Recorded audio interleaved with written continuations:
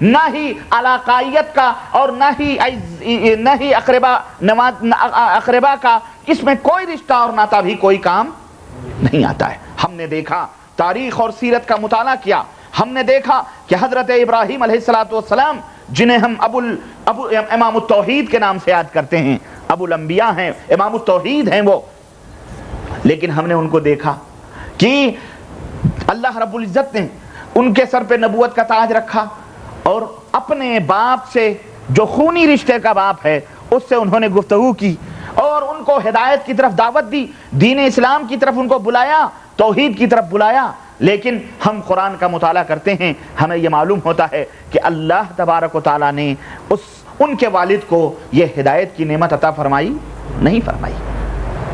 دیکھیں، خونی رشتے ہیں، پھر بھی ہدایت ابراہیم کے باپ کو نہیں مل رہی ہے۔ اور میں آپ کو بتاؤں، حضرت نوح علیہ السلام خونی رشتہ بیٹے کا، دنیا کو ہدایت کر رہے ہیں، دنیا کو دین اسلام کی طرف بلا رہے ہیں، توحید کی طرف بلا رہے ہیں، دنیا ان کی دعوت پہ لبیک بھی کہہ رہی ہے، لیکن اپنا سگا بیٹا نتیجہ کیا ہوا؟ ہدایت اسے مل سکی؟ ہرگز نہیں مل سکی۔ اسی طرح سے اور قریب آئے رشتہ داریوں کو دیکھیں، ابو طالب سگے چچا تھے حضرت محمد الرسول اللہ صلی اللہ علیہ وسلم کے، اور اتنے بڑے محبت کرنے والے کی دنیا میں ان سے بڑھ کے محبت کرنے والا کوئی پیدا نہیں ہو سکتا ہے، لیکن کیا ان رشتہ داریوں نے کوئی فائدہ پہنچایا؟ کیا چچا ہونے کی وجہ سے، بھتیجا ہونے کی وجہ سے نبی کریم صلی اللہ علیہ وسلم نے انہیں ہدایت دی؟ اللہ کے نبی کے ہاتھ میں ہدایت ہوتی تو اپنے چچا کو سب سے پہلے دیتے۔ یہ اس بات کی دلیل ہے کہ انک لا تہدی من احببت ولکن اللہ یہدی من یشاء، تم جس کو چاہو ہدایت دینا تم دے نہیں سکتے، اللہ تبارک تعالیٰ جس کو ہدایت دینا چاہتا ہے۔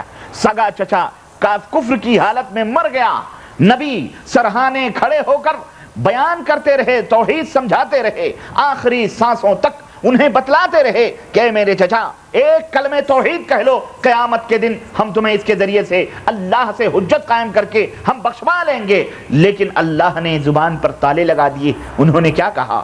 اخترت النار علی العار، مجھے جہنم میں جانا گوارا ہے، لیکن قوم کی عار، قوم کی تان و تشنی مجھے برداشت۔ اللہ نے ہدایت نہیں دی۔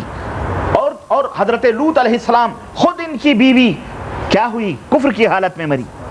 حضرت علی رضی اللہ تعالیٰ عنہ، جن کو مشکل کشا کے نام سے یاد کیا جاتا ہے، اور آج دنیا ان کے نام کے یا علی مشکل کشا اور نہ جانے کیا کیا کرتی ہے، خود اپنے باپ کی مشکل حل نہ کر سکے، اور ان کا باپ جہنم کے اندر کس حالت میں ہے؟ جب نبی کریم صلی اللہ علیہ وسلم سے پوچھا گیا کہ اللہ کے رسول صلی اللہ علیہ وسلم یہ بتلائیے کہ آپ کے چچا نے آپ سے اتنی محبت کی، کیا کوئی فائدہ ان کو بھی پہنچ رہا ہے اس محبت کا؟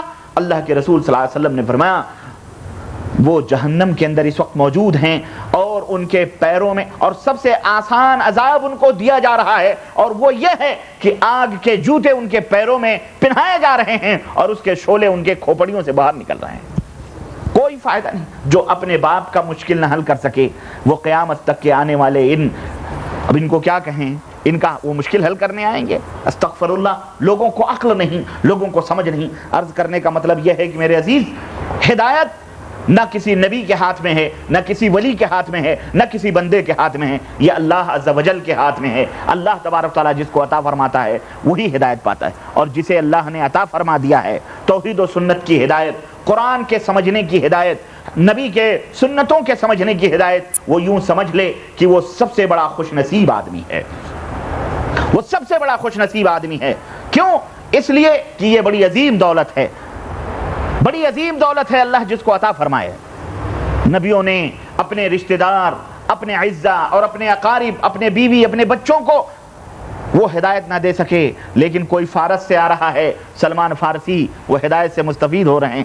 یہ حضرت بلال ہیں، حبشہ سے آ رہے ہیں۔ اللہ اکبر، اللہ نے کیا مقام عطا فرمایا، ہدایت کی دولت سے مالا مال ہو گئے۔ یہ حضرت خبیب ہیں، یہ حضرت یعنی کون سے صحابہ، حضرت صہیب ہیں، روم سے آ رہے ہیں، اللہ انہیں ہدایت دے رہا ہے، لیکن ایک بیچ میں دیوار ابو جہل، ابو لہب ہدایت سے محروم رہ گئے، سگا چچا ہدایت سے محروم رہ گیا۔ عرض کرنے کا مطلب یہ ہے کہ میرے عزیز، اللہ کی سب سے بڑی نعمت اور دولت ہے، اللہ جسے چاہتا ہے نوازتا ہے، ورنہ اللہ رب العزت نہ چاہے تو ہمیں ہدایت نہیں مل سکتی ہے۔ یہی وجہ ہے کہ رب ذوالجلال نے اس عظیم نعمت کو طلب کرنے کے لیے، اس عظیم نعمت کو پانے کے لیے ہم بندوں کے اوپر فرض قرار دیا ہے کہ پانچوں وقت کی نمازوں میں جتنی بھی نمازیں ہیں ہم باقاعدے اللہ تبارک و تعالیٰ کے سامنے یہ گڑ گڑائیں اور یہ عرض کریں اور پڑھیں ہر نماز میں، کیا؟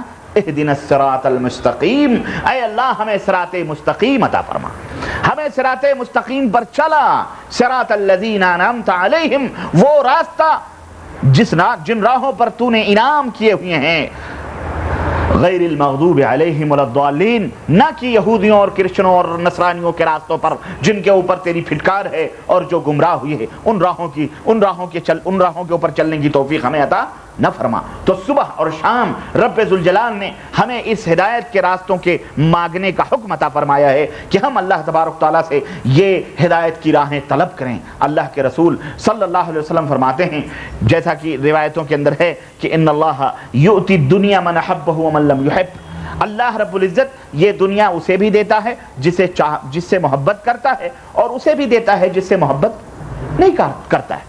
دنیا داروں کو بھی دنیا ملتی ہے، جو کافر ہیں، جو غیر ہیں، جو مسلمان نہیں ہیں، جو اللہ سے دور ہیں، اللہ انہیں بھی یہ دنیا دیتا ہے اور انہیں بھی دیتا ہے جو دیندار ہیں۔ تو اللہ دنیا انہیں بھی دیتا ہے جو دیندار ہیں، اور دنیا انہیں بھی دیتا ہے جو دنیا دار ہیں۔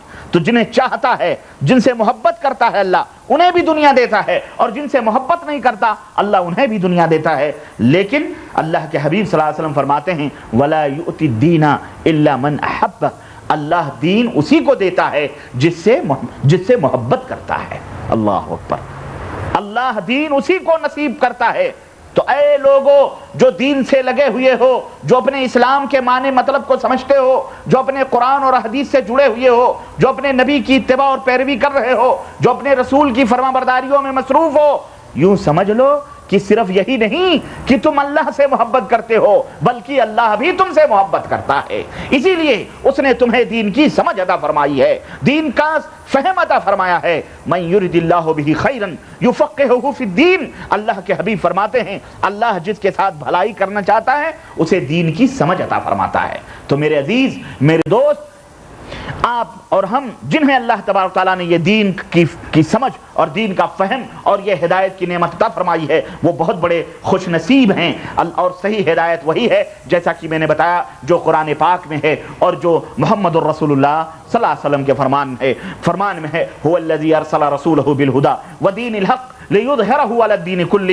اور ایک جگہ اللہ کے نبی صلی اللہ علیہ وسلم اللہ رب العزت ارشاد فرماتا ہے وما آتاکم الرسول فخذوہ وما نہاکم عنہ فانتہوا، رسول جس بات کا تمہیں حکم دیں اے دنیا کے لوگوں اس بات کو پکڑ لو، اور جس بات سے منع کریں اس بات سے رک جاؤ۔ تو یہ ہدایت جیسا کہ میں نے بتایا میرے عزیز کامل و مکمل ہے۔ اللہ تبارک تعالیٰ نے قرآن کریم میں اسے مکمل کر دیا ہے، اب اس میں کمی اور بیشی کرنے کی کسی کو گنجائش یا کسی کو اتھارٹی یا کسی کو حق حاصل ہرگز نہیں ہے۔ الیوم اکملت لکم دینکم سے اللہ تبارک و تعالیٰ نے اس دین کو کامل و مکمل کر دیا ہے۔ اب اتنی بنیادی باتیں سمجھنے کے بعد میں اب آئیے ہم ذرا وہ اہم باتیں آپ کی خدمت میں رکھیں جس کی آپ کو بھی ضرورت ہے اور ہم کو بھی ضرورت ہے، اس پرفتن دور میں اس کی بے حد ضرورت ہے۔ اور وہ بات یہ ہے کہ آخر یہ ہدایت جو اللہ اور اس کے رسول کے فرمان میں موجود ہے، یہ ہدایت، اس ہدایت کے پانے کے وسائل کیا ہیں، اس ہدایت تک پہنچنے کے ذرائع کیا ہیں، ہم اس کو کیسے پا سکتے ہیں،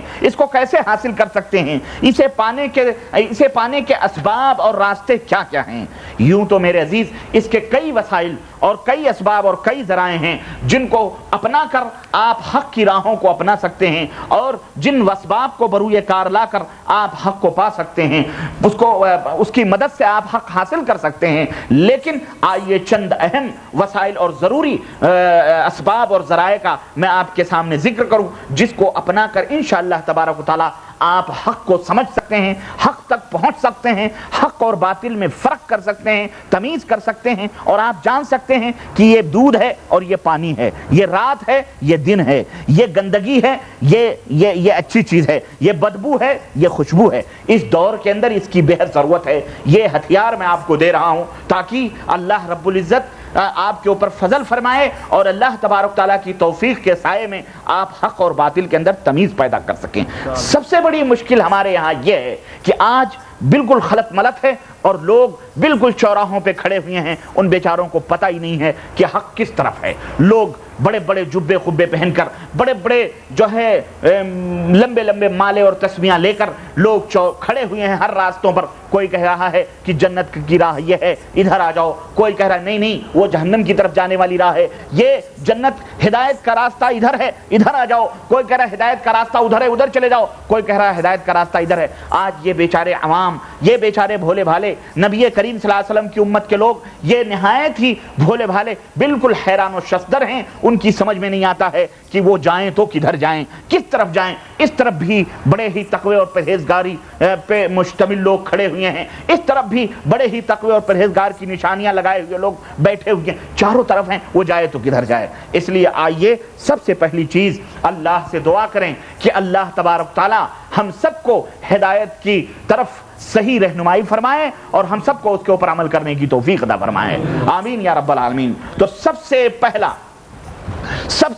راستہ، سب سے پہلا ذریعہ، سب سے پہلا طریقہ، سب سے پہلا وسیلہ ہدایت کو پانے کا یہ ہے کہ ہمارے دلوں کے اندر اللہ تبارک و تعالی، اللہ عز و جل کا خوف پیدا ہونا چاہیے۔ ہم اللہ سے ڈریں۔ آدمی برائیوں کی طرف، بدی کی طرف، غلط راہوں کی طرف، باطل کی طرف، جھوٹ کی طرف اسی وقت جاتا ہے جب اس کے دل سے اللہ کا خوف مٹ جاتا ہے۔ اس کے دل میں اللہ کا خوف نہیں رہتا، بس وہ اللہ کی پرواہ نہیں کرتا ہے۔ وہ یہ سوچتا ہے جیسے کہ اللہ تبارک تعالیٰ نے اسے بے مہار اس دنیا کے اندر چھوڑا ہے، وہ جو چاہے وہ کرے، اس کے دل اور جیسی مرضی آئے ویسی کرے۔ اللہ کا خوف اس کے دل سے نکل جاتا ہے،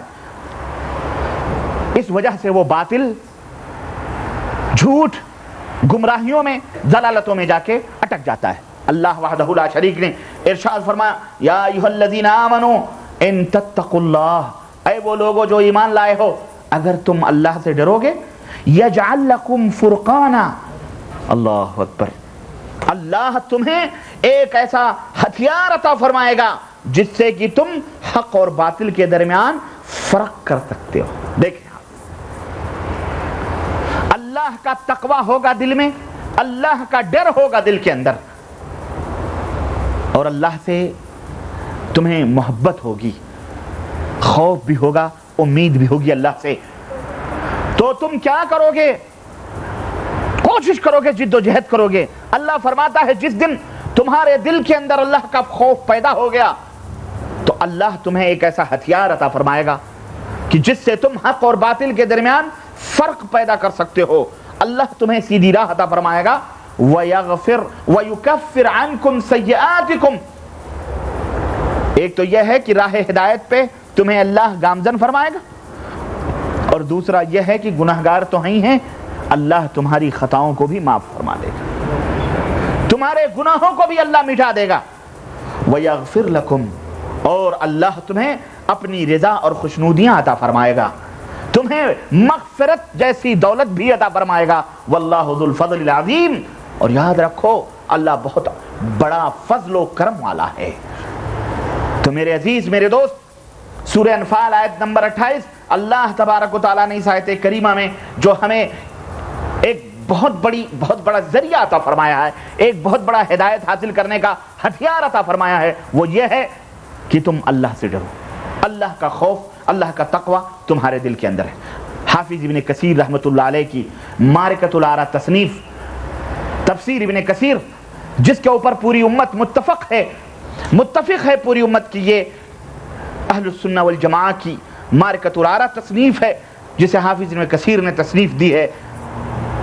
اس کے اندر علامہ ابن کثیر رحمۃ اللہ علیہ اس آیت کریمہ کی تفسیر میں ارشاد فرماتے ہیں کہ جو بندہ اللہ کا تقوی اختیار کرے گا، اللہ کے احکام پر عمل کرے گا، اور اللہ تبارک تعالیٰ نے جن جن چیزوں کے کرنے پر اپنی ناراضگی ظاہر فرمائی ہے، اور جن چیزوں کے کرنے پر اپنی ناراضگی ظاہر فرمائی ہے، وہ بندہ اس سے بچے گا، تو اللہ تبارک و تعالیٰ بھی حق تک پہنچنے کے لیے اس کی مدد فرمائے گا، اس کا تعاون فرمائے گا، اس بندے کی اللہ تبارک تعالیٰ حق اور باطل کے اندر تمیز کرنے کے لیے قوت اور فراست اور سمجھ اللہ تبارک تعالیٰ عطا فرمائے گا۔ اور اسی طرح یہ تقوی اللہ